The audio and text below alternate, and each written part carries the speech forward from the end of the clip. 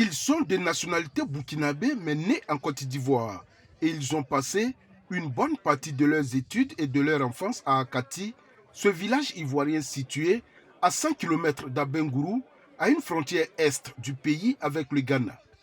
Devenus aujourd'hui des hauts cadres dans l'administration burkinabé, ils ont décidé de retourner dans le village qui les a vus naître et grandir pour y apporter leur contribution pour son développement.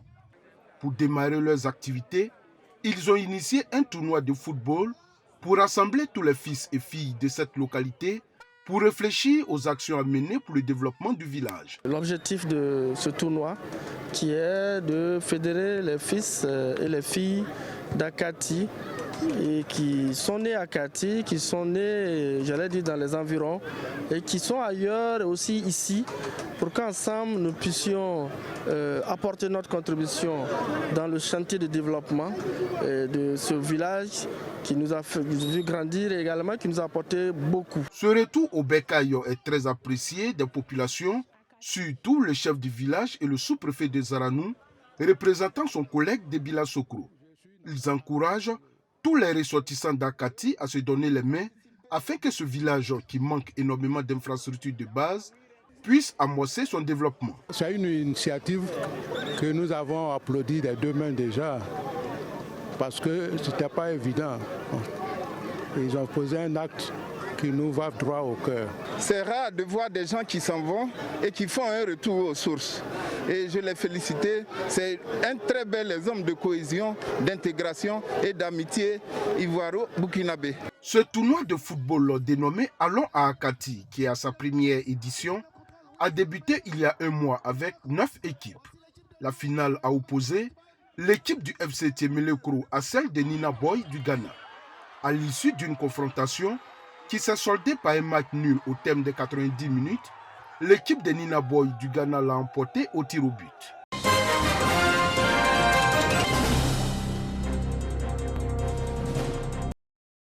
Le gouvernement ivoirien reste déterminé à réduire considérablement la malnutrition dans le pays pour un développement humain et une bonne croissance économique. C'est tout le sens de l'atelier organisé par le Conseil national pour l'alimentation, la nutrition et le développement de la petite enfance. CONAPE. À travers cet atelier, le CONAPE ambitionne recueillir sur la période 2016-2020 toutes les interventions, les projets et les données sur la nutrition, l'alimentation et le développement de la petite enfance au niveau national. Nous sommes à cet atelier pour essayer de plancher sur les indicateurs du projet nutrition au niveau de la Côte d'Ivoire et comment apporter une réponse nécessaire à la sécurité alimentaire. Nous prenons en charge les enfants de 0 à 5 ans et nous essayons d'améliorer leurs détails nutritionnels à travers une stratégie de dépistage.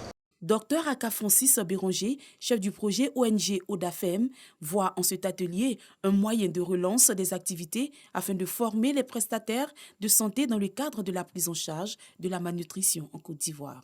Cet atelier va nous permettre de relancer nos activités. C'est pour nous une opportunité de pouvoir aider la population du centre à mieux se porter à travers la formation des prestataires qui pourront aller tout relayer l'information pour éradiquer totalement la malnutrition dans le centre de la Côte d'Ivoire.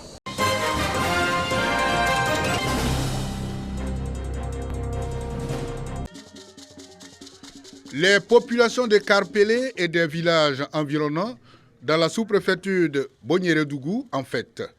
Moment festif qui s'inscrit dans le cadre de la 2e édition de la semaine socio-culturelle dénommée Karpélé Wefli 2021. Wefli signifie en langue locale guimini rencontre. Une rencontre au cours de laquelle quelques richesses culturelles du pays guimini ont été présentées. De la danse takbé à celle des masques en passant par les chants, les contes et la filature traditionnelle de coton. L'initiative est à l'actif de l'ACSEC, Association des cadres et étudiants de Karpélé. Il s'agit de valoriser et promouvoir la culture guimini. La culture, c'est le ciment d'un peuple. Un peuple sans culture est un peuple déraciné. Et il fallait vraiment œuvrer pour que cette culture-là puisse exister et qu'elle puisse permettre à la jeunesse de pouvoir avoir des racines sur lesquelles elle pourrait s'appuyer pour affronter le monde extérieur. Parrain de la cérémonie, le ministre des Mines, du Pétrole et de l'Énergie. Thomas Camara avait à ses côtés les élus et cadres de la région du Hambol. Le ministre, tout en saluant à sa juste valeur l'initiative, prône la cohésion sociale. Entre deux villages voisins, à savoir le village de Karpélé et le village de Logninik, l'entente est parfaite.